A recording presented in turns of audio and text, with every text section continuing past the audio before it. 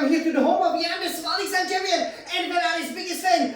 So of course the Canadian Grand Prix, which is the round 9 of the 2024 FIA Formula 1 World Championship, entered the qualifying session, and what an amazing qualifying session this was, featuring a really tight fight for the pole position that we probably hardly had the whole year, apart maybe from the last Monaco Grand Prix. So as this record-breaking 2024 season headed after obviously visiting Europe for the 2 rounds in Imola and Monaco, after heading back to the North America for the Canadian Grand Prix,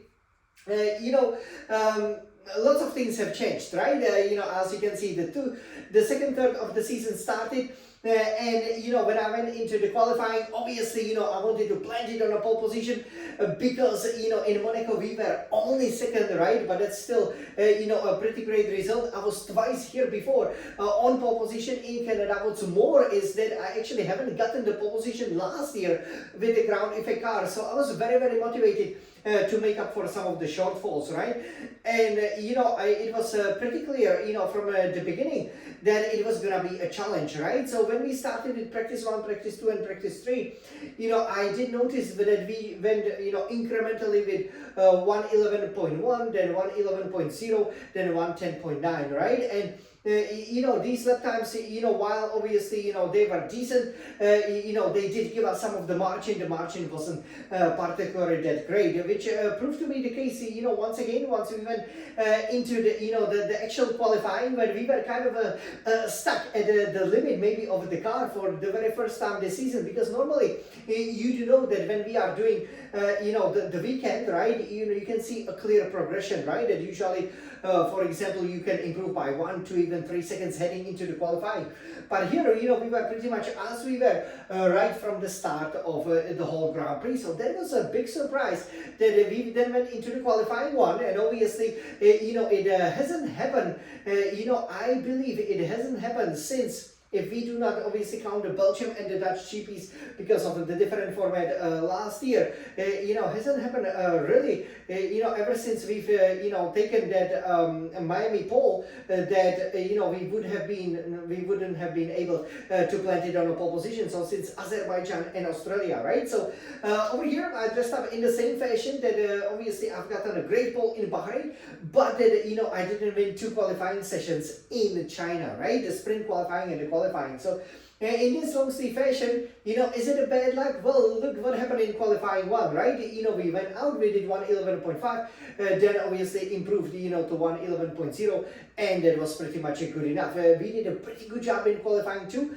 As it started raining, we put in, the car, on the provisional pole again, P1 in Q2, with a 111.0 once again, and then we went into qualifying 3, right? And that was really one of the most difficult sessions to manage. So obviously last year, that, we were simply right away, so to speak, from the standings. This year, what happened was that it started raining, but the track was drying up, right? So our first lap, 120.1, very slow. So we were like, okay, we gotta, recharge the battery, go again, and then it's 116.8, and I was like, well, this is great, right? Because of course I was on pole position by well over a second. Finally we were showing some real pace. We went back to the garage, and obviously you have 12 minutes, right? So because, I went out relatively quickly, within 1 minute, and, but then I still had to go around, right? Then do the banker lap, which wasn't good enough. So then we had to, recharge the battery, then do another lap, and then come back to the pits. We basically didn't have much of a time, right? Because pretty much the time was, running away. So we had to, just put in minimum amounts of fuel, another spanking brand new set of the soft tires, which is not exactly what we wanted to do, even though for the race the rain is forecast, so it probably won't matter. But obviously this is not the optimal position to be in, right? We only saved 1 new set of the mediums, in the practice, obviously, we use all of the sets. We were perfect once again in practice, top all of the sessions, perfected all the programs, cut all the objectives. So it was going well, but we didn't have, that cushion that we normally have, right? Might be, after coming from Monaco, obviously, not maybe having, enough of a confidence. Another track that takes about 70 seconds, so we were struggling with it a little bit, but it was mostly the traction, right? So you are thinking, okay, am I gonna put in then shiny golden Paris 2024 Olympics medal for our very special pole position trophy? What do you think? No, because in qualifying 3, the last lap, we were maybe a bit too cautious at the beginning, because as you will very quickly see on this beautiful Scuderia Red Retina Ferrari I make, there were a few drops of the rain, right? So obviously I took it a bit easy, but maybe I shouldn't have.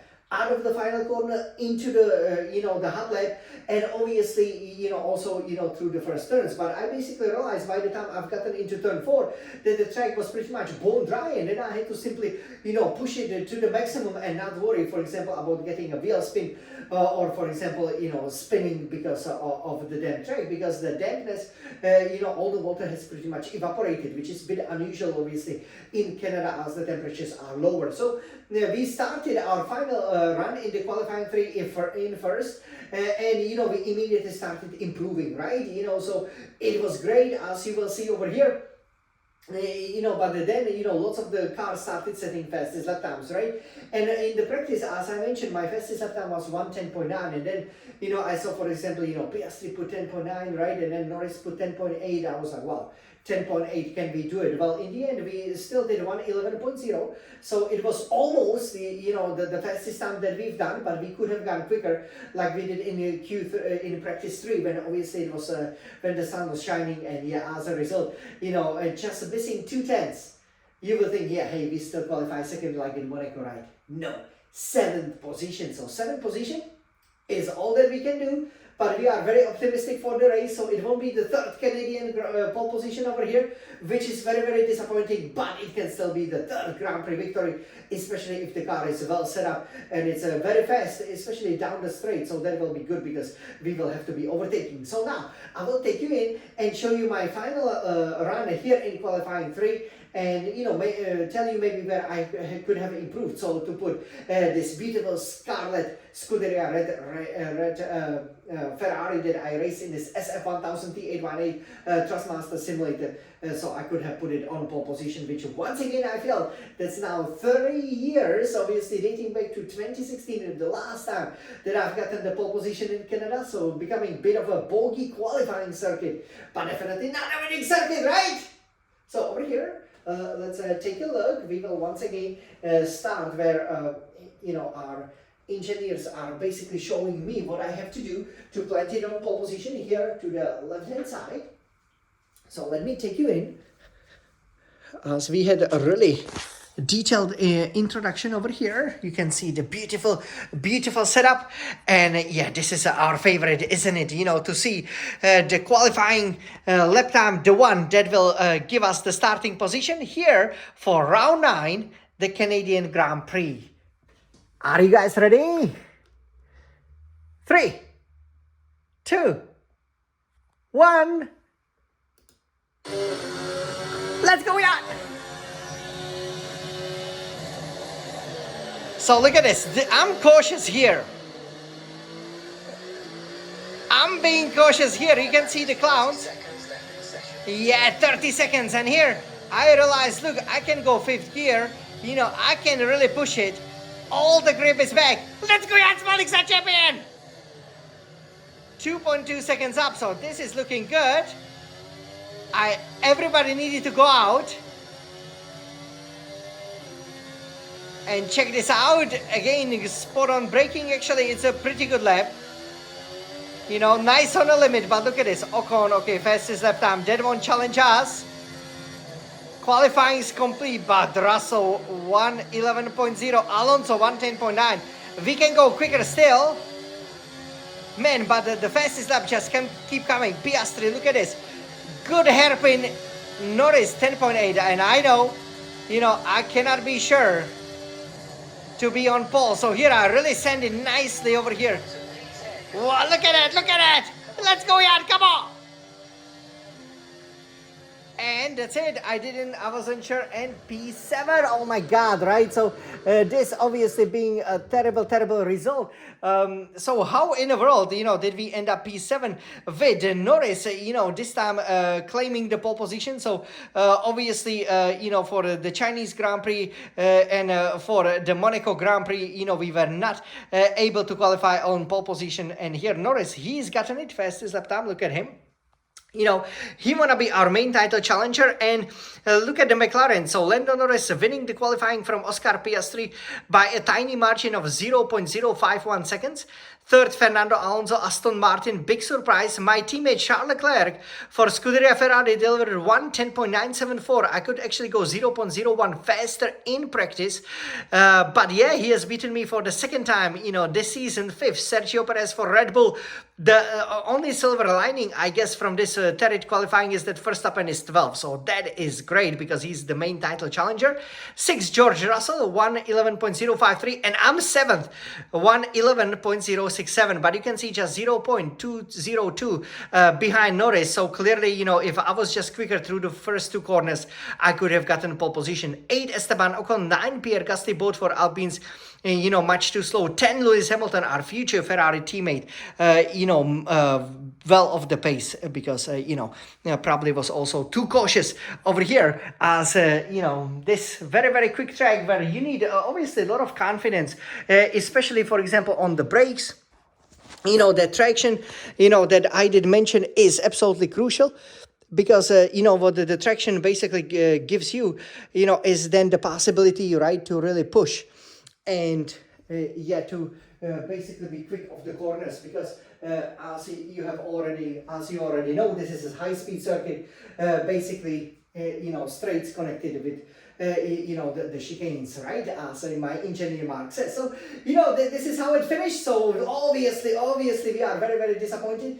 We cannot believe we qualified 7. So obviously we had 11 qualifying sessions, 2 sprint qualifying, where we've gotten 1 pole and one 10th place, for the qualifyings overall 9 Grand Prix in the 2024 record-breaking 2024 Olympic season.